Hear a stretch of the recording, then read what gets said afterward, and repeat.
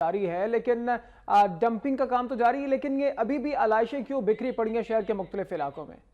جو وعدے کیے گئے تھے، میٹنگیں کی گئی، بڑے بڑے دعوے کیے گئے تھے کہ 3 روز ایمرجنسی رہے گی، عید قرباں پہ شہر کو صاف رکھا جائے گا، علائشیں اٹھائی جائیں گی، کچرے صاف کیے جائیں گے، کنڈیاں صاف کی جائیں گے، لیکن یہاں پہ ایسا کچھ نظر نہیں آ رہا۔ وزیر بلدیات تو بالکل ہی منظر عام سے غائب ہے۔ وزیر اعلیٰ کی جانب سے بھی احکامات جاری کیے گئے تھے، ڈپٹی میئر کی جانب سے بھی احکامات جاری کیے گئے تھے، لیکن لگتا ہے کہ وہ احکامات ٹھنڈے کمروں تک ہی محدود رہے، کیونکہ اس وقت میں آپ کو رپورٹ کروں ایم اے جناح روڈ سے سڑک سیدھی پیپلز سیکریٹریٹ کی طرف جاتی ہے اور یہ مین سڑک ہے، یہاں پہ جو یہاں سے بھی ہزاروں گاڑیاں گزرتی ہیں، لیکن اس وقت آپ کچرے کا حال دیکھ سکتے ہیں۔ میرا کیمرامین سلمان مصطفیٰ اگر آپ کو دکھائے کچرے کا حال دیکھیں گے، سروس روڈ بالکل بلاک ہوئی ہے، بمشکل چند فٹ کا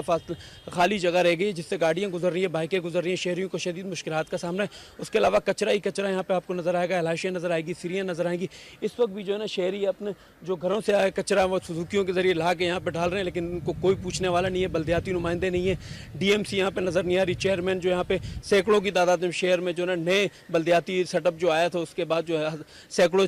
chairman, U C chairman, councillor, اس کے علاوہ جو یہ عملہ یہاں پہ آیا تھا منتخب ہوئے، لیکن وہ اس وقت شہر میں نظر نہیں آ رہا ہے۔ خاص کر کے وزیر اعلیٰ سندھ آج صبح بھی انہوں نے ایمرجنسی یہاں پہ سندھ سیکریٹریٹ میں اجلاس منعقد کیا ہے، مختلف ان سے بات چیت ہوئی،